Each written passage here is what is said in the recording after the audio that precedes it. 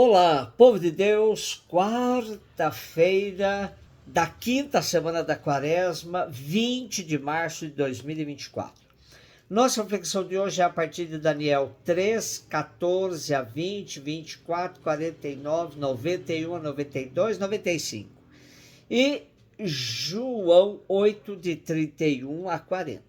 O livro de Daniel destina-se a sustentar a fé e a esperança dos judeus perseguidos por Antíoco Epífanes por volta de 167 a 164 a.C. A referência a Nabucodonosor do século VI a.C.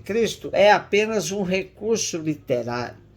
4 jovens judeus são recrutados por Nabucodonosor para um trabalho destacado junto deles. São eles Daniel, Ananias, Misael e Azarias, que terão seus nomes trocados por Baltazar, Sidraque, Misaque e Abidênago, respectivamente. O capítulo 3 começa com a construção de uma estátua de ouro imensa que deveria ser adorada por todos os súditos de Nabucodonosor. Ao toque da trombeta, todos deveriam se ajoelhar para adorá-la. Os jovens judeus resistiram e não se ajoelharam. Denunciados, foram atirados numa fornalha ardente com altíssimas chamas de fogo. Só não aparece na fornalha Daniel, mas sim os 3, Ananias, Misael e Azarias. De dentro da fornalha, salvos por um anjo do Senhor, os 3 jovens rezavam, cantavam, louvavam o Deus de Israel. Nabucodonosor, no trecho de hoje, cobra dos 3 jovens que não se ajoelharam frente à estátua que ele mandou erigir. A resposta dos jovens revela a postura do povo judeu fiel a Javé, que se recusa a ajoelhar-se frente a uma estátua praticando idolatria. Trata-se de um testemunho que serve de orientação ao povo de Israel a manter-se firme frente ao poder de Antíoco Epífanes IV.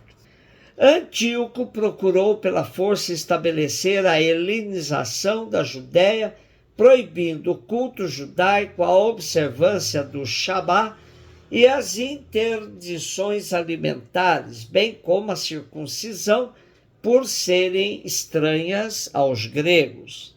No templo de Jerusalém seria instalada uma estátua do deus grego Zeus, onde se sacrificavam porcos, o que vai totalmente contra os costumes judaicos. E o objetivo dessas medidas era criar uma uniformidade cultural entre os súditos do seu reino helênico, vassalo à República Romana e sua inteligência românica helênica. Essa situação gerou descontentamento entre os judeus que eram contra a helenização da Judéia. Por fim, Antíoco morreu no ano 164 a.C., em decorrência de uma enfermidade.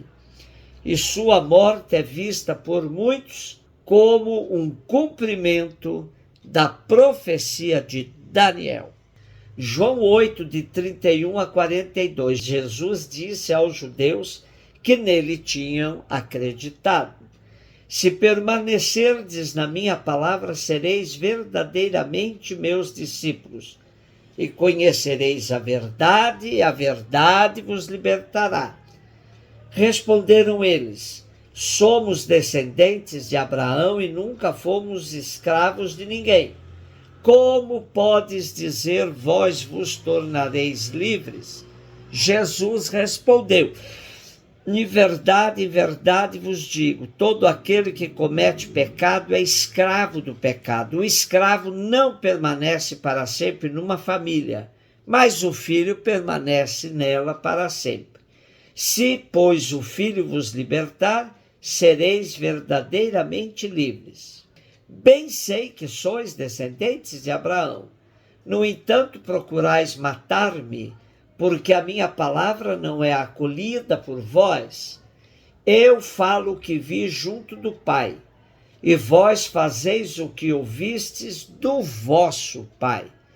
E eles responderam então: o nosso pai é Abraão.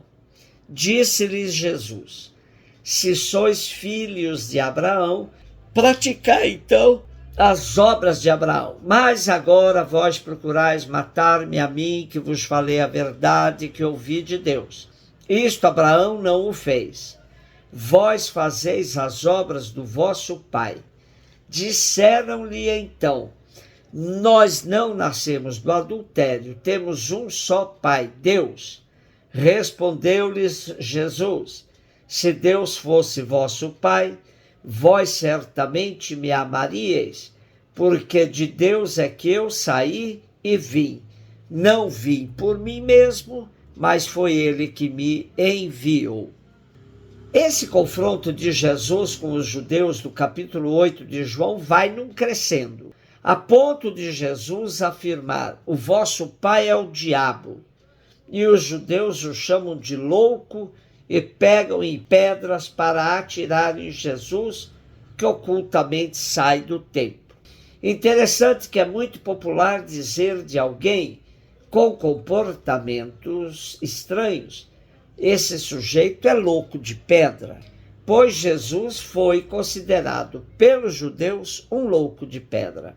Como dissemos hoje, o mais grave de tudo que Jesus disse ao falar de sua identidade é dizer: eu sou, pois com isso se igualava ao Deus.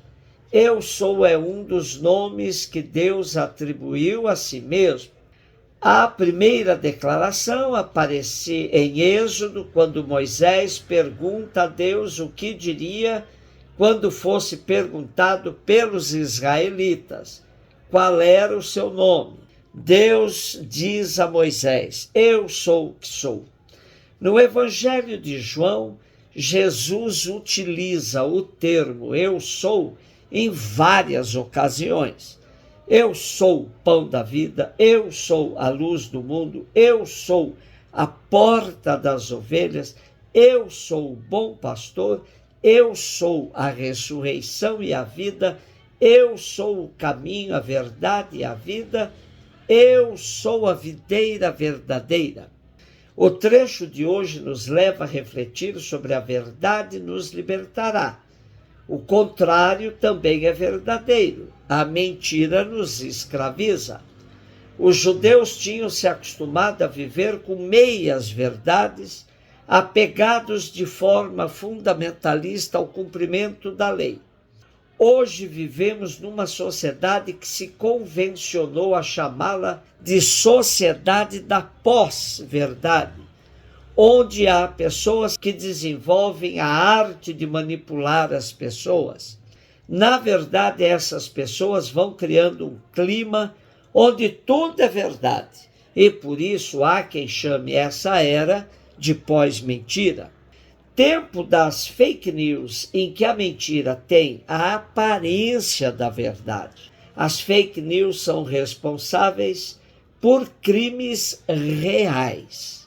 Algumas pessoas acreditam que as fake news prejudicam apenas pessoas públicas, mas isso não é uma regra.